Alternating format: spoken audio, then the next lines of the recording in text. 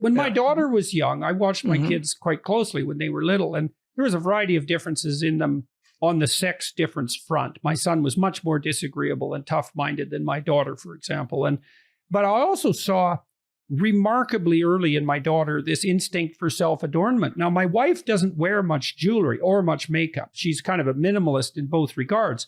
And so she didn't even have much of a jewelry collection. But my daughter was really entranced by jewelry and makeup from as far back as I could remember. She's been much more interested in self-adornment than my wife was. And it wasn't obvious to me at all that she learned that. And I thought, well, so in the apes, that's also... Is that a super stimulus thing, like the sticklebacks?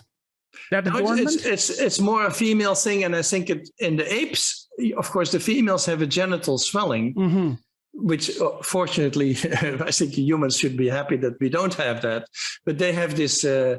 when they're fertile, their genitals swell up.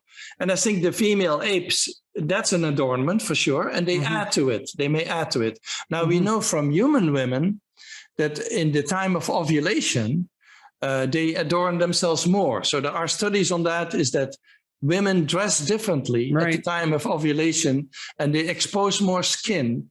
And they have fancier clothes on, usually, at that time. That's also when they prefer the same photos of men with a squarer jaw than a narrower jaw at the peak of ovulation. All of this is unconsciously, because in that study, what they did is they photographed women in their regular clothes, and then they asked them about their menstrual cycle, and that's how they figured out how they were dressed relative to their cycle. Right, and that would manifest itself in that Umwelt, which would be something like, I really feel like dressing up today. And there'd be and that's a spontaneous motivation that's drifting up from hormonal influence and unconscious in that sense, and tuning by hormones, tuning of perception and emotion by hormonal influence. To me, it's always very interesting, the things that we do unconsciously and that we're not really aware of. So there was a study, for example, looking at handshakes.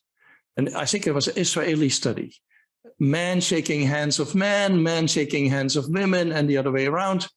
And what they found is that people bring their hand to their nose, to close. So they touch their face, they bring their hand close to their nose when they have shaken hands with same-sex partners. Is that right, eh? Not with the opposite sex. And they think it has to do with testing anxiety or testing dominance or testing rivalry. God only knows what sort of information we're picking up on the olfactory front. Like a lot of that could be unconscious. I mean, I know, for example, that if you give women T-shirts, laundered T-shirts have been worn one day by men, and you ask them to rate the odor preference, the women prefer symmetrical, the T-shirts that symmetrical men wore. So, and that's obviously not in any sense a conscious olfactory preference for like the concept of symmetry. It's just built right into the olfaction. And olfaction is largely unconscious. We don't even have words for it. We cannot even express what's happening. But it's largely unconscious, but it's extremely important to us.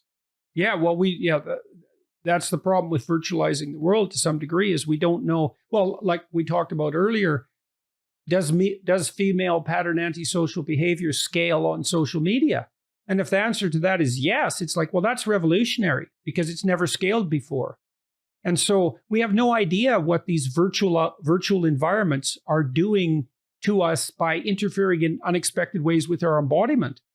Yeah. But you know, I just recently saw that on Twitter, there's far fewer women than men. It's mostly men who do this Twittering and Facebook and so on. Yeah, well, I think that what's happened on Twitter, you know, I might be accused of tormenting my theory past its justification.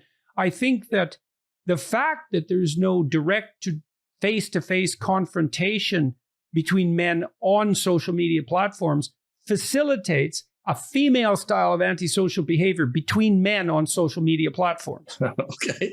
Yeah. Because you see this reputation savaging, and it's like, well, you don't do that in face-to-face contact with a man, because if I've seen people repeatedly, hundreds of times, not the same person, but say something on Twitter that no one would ever say face-to-face to another adult male even once in their life, because it would immediately cause, well, a movement towards physical aggression, if not an immediate punch.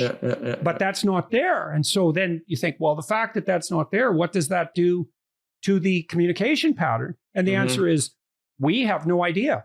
God only knows what it does.